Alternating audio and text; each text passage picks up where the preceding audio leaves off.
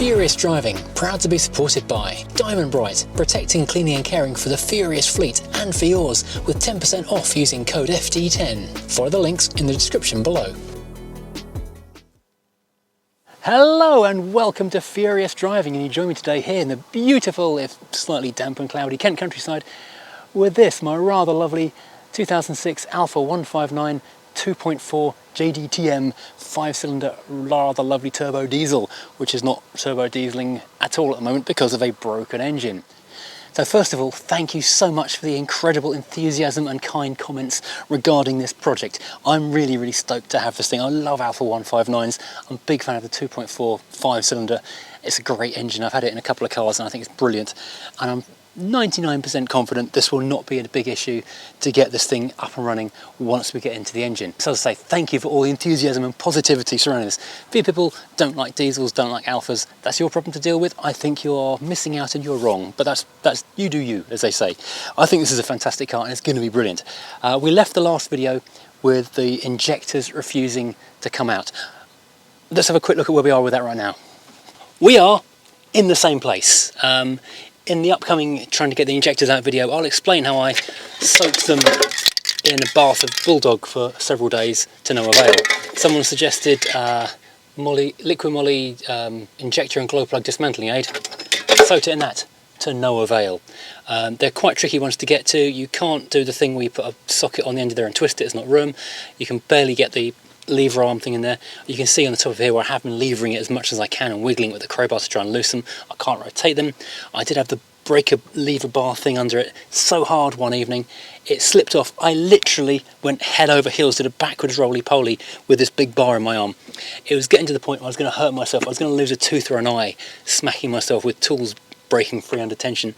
So what I've done now is I've booked a specialist injector remover guy who does nothing, literally does nothing, but travel around the countryside and the towns of Kent, not just to individuals like me who are stuck, but to main dealers where it's much cheaper to get him in than to bill a customer sort of 5 or 6 hours of main dealer workshop time, and he can just go and pop it off in no time. Unfortunately, he can't get to me for about a week and a half, so I'm kind of stuck because these injectors are about this kind of length and they peg all of the engine together. They're like the tie bolts in a Rover K series. They kind of hold the engine all together, so I can't take anything off until these have come out. So I'm basically on hold until this guy turns up, and then probably in under 2 hours he will have these all popped out with whatever special machine and technique he has. It'll just pop out like butter, like absolute butter. So yeah, we're looking forward to that happening. Until then though, very much on hold. In battery news, I did take the big battery. It's a huge battery on this car. I took that home and I've got a US, a very good charger, and I did the trick where you put the dead battery onto an OK battery with jump leads and you charge the OK battery, and that it's taken a charge. I don't know if it's good enough to start the car or not. We'll find out at a later date, obviously. Anyway, right, that's that. One more footnote to the previous video. A number of people commented on how shiny it was and how good the paint looks, and it is actually very grimy, but it does look like it's going to polish up really well. If this was a Vauxhall, this would be bright pink by now, but a couple of people said they thought it had been faked or hadn't really been stood here that long because the car is far too shiny. To which I would respond two things. First of all, you saw the height of the weeds I had to cut down. On this side, they're taller than the roof. That doesn't grow up in no time at all. That takes time to get weeds that tall. Secondly, why would I fake that? It would be so much more dramatic if it really was dirty. I wouldn't wash it beforehand. And thirdly, I know the person I bought it from, and I've seen this car at a distance for a long time, and I can assure you they have paid it no mind whatsoever in the last couple of years. It has been basically abandoned here in a field. No one has done anything cosmetically to it. After the engine was taken apart and diagnosed as broken, and then a few things were taken off the interior, which I'll come to in a second, it has been ignored. This has basically been washed by the rain. If you look at it close up, you can actually see black mottling on the paint, which is baked on dirt from the last couple of summers and winters of sitting out here under snow in the sun.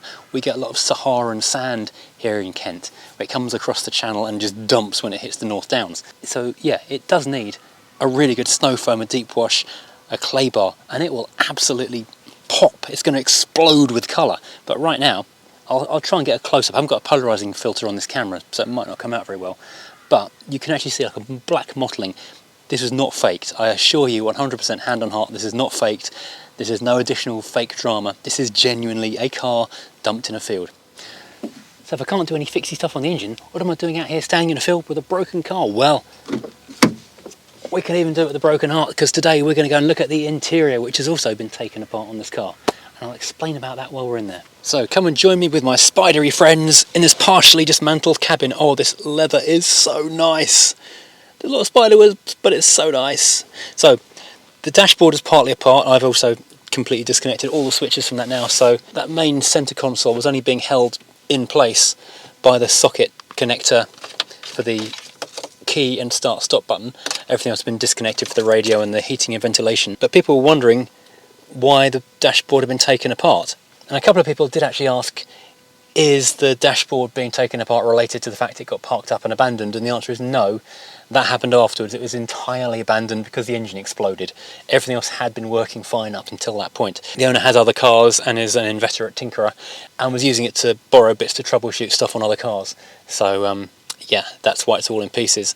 The most difficult, potentially one, well I say difficult, it's not that difficult, is this thing, which is the heater actuator gubbiny thing, which was lying on the carpet and I was a bit concerned about, but a little bit of brief investigation, all of 10 seconds looking at the evidence, tells me where this thing lives. It's not too hard to get to, thank goodness. It's not like having to take the entire dashboard out. Fortunately, the evidence trail is very short. This bit of carpet down in the driver's footwell is pulled out.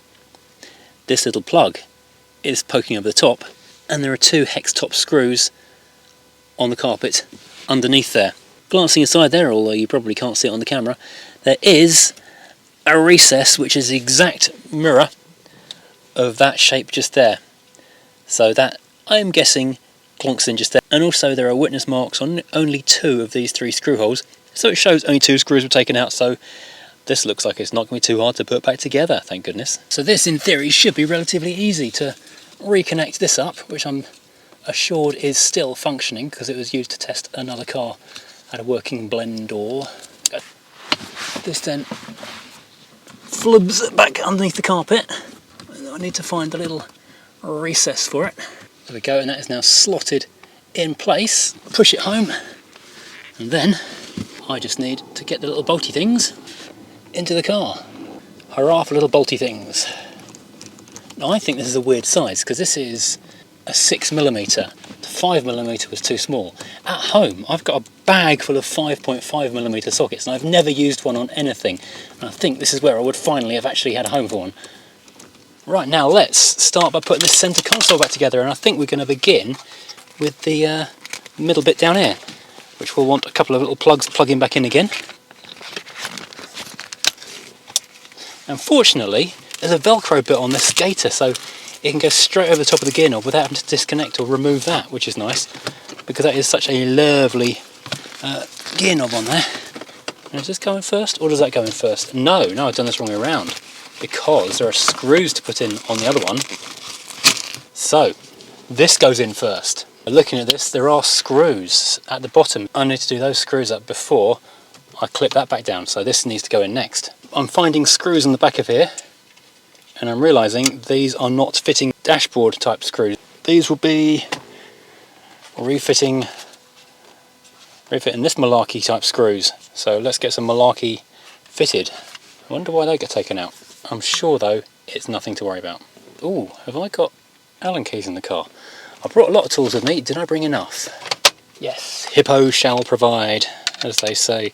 But no one says that at all. It's just I put stuff in the car and bring it with me. Fortunately, remember to chuck in some of these, because a lot of stuff on new cars is held together with hex type bolts, or Torxes more often than not, to be honest.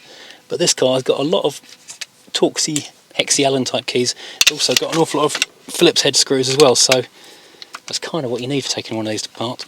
Do you know what though? I'd forgotten just how supple and soft and comfortable these seats are. Spiders aside, this is such a gorgeous interior. It's just, what a nice place to be. Honestly, there are very few cars that are as comfortable, never mind more comfortable, than this. That's just lovely. Now, here's a question for you. Do you suppose these air vents go in before or after? I think they go in after. because it's snapping from the front. Okay, I'll leave them out for the moment, because I would not want to be, oh, that's stuck.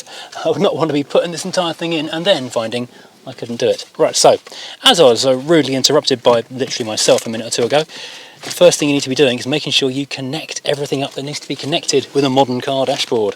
So we've got, well, this is all colour-coded, big blue thing for the HVAC, which is nice. Oh, it's got a lever to lever it out, that's really useful. Well done. Fiat, I think it was this one. Start button. So that goes up from underneath.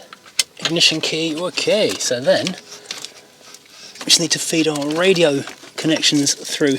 Oh, hang on, it's a double stack radio thing. Do I want to be doing the radio first? That's the question.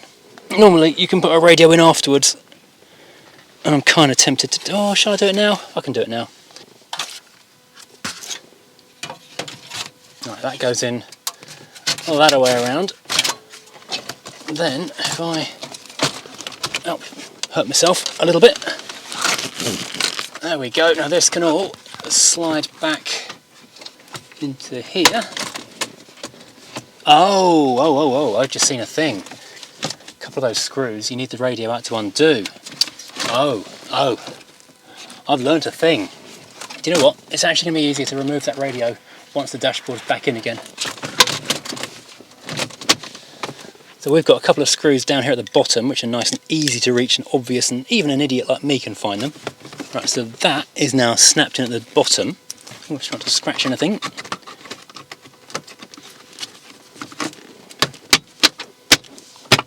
Yep, little thump, and we are in. Now, there must be screws at the top, and I can't see where they go. So, ow. Then we've got these two screws down here behind where the air vents go back in, before the air vents go back in. So I fitted the middle air vent. That looks fabulous. It's got the nice little chrome bezel in there, looking good. On this one though, the little guide thingy that actually moves the bits up and down has become detached, so I need to try and guide it back in with pliers and clip it back together again. I don't know if that's something I can actually do or not. It's a bit on the wonk. It's maybe beyond the ken of man. See, I can move it into the right position, but I can't pull it hard enough with these pliers to click it into place. So what I might have to do, I don't know, go and get some smaller pliers, perhaps more precise pliers. These ones are a little bit chunky to get inside there. That's all I've got on me. Yeah, I can see it pushing it apart. So these I'll take home with me, and I'll see if I can wheel them back together again, because this one also has got a loose flap that's dropped into the wrong location too. That's got a vertical flap that's gone squonky. And basically longer, narrower pliers. Okay, so these two I'll take home. But basically we've got our dashboard back together more or less. I'm going to put them there just for the looks, because it looks nice with them all together like that. Let's pop a battery in this thing, not the right battery, a battery, and see if it'll power up its dashboard again now. So there we've got a really well fitted battery. Mental note, don't try and shut the bonnet because that will go straight through it. The hazard lights are on, I think it thinks its alarm's going off. Okay. Lights are all coming on. Oh, indicator's on. Excellent. Engine oil level good. Doesn't know what the time is. Oh, the air vents are working. Dual zone climate. Yes, thank you. I like that. We've got a rear screen here. It's got a defrost. Rear screen heater. That apparently works. Got a radio. See if the radio works. No, radio does not work. Denied. That's weird. Maybe the ignition needs to be a bit more on for that. Oh, okay, idiot mode disengaged, radio is back out again, screws refitted. This bottom white connector wasn't quite pushed in properly, and that's why the radio wasn't working. Let's try that again. Hurrah, we have partial success because I don't know what the code is. Oh, lucky I've not pushed it all the way in yet. Let's take a photo of the numbers on the back of it. So there we go, we've now got a complete lovely interior on this car. I just need to enter that code once I've figured out what that is. I did also find the bonnet release catch on the floor, but it appears to be broken, so I'm probably going to have to go and maybe get a new one of them. There's an additional bit of it here which also looks broken. fact, it is definitely broken. So I need to do a little bit of shopping for a bonnet release, because currently I'm opening the bonnet with a pair of pliers, which isn't ideal. But the dashboard is back together again. All I need to do is pop these two vents home, get a pair of, I think some tweezers will probably do it rather than pliers, because it's just such a tiny, tiny little aperture.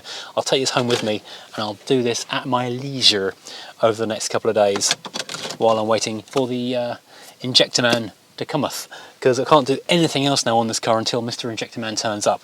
It's just still paperweighted bricked, because those injectors, as I said at the beginning of the video, they nail down all the way through multiple layers of lasagna of engine, and everything is held together by those things. Even if I undo the bolts, I can't get the car apart, because those blooming great things are just shonked five ways through the top of the engine, pinning it like a pinny thing.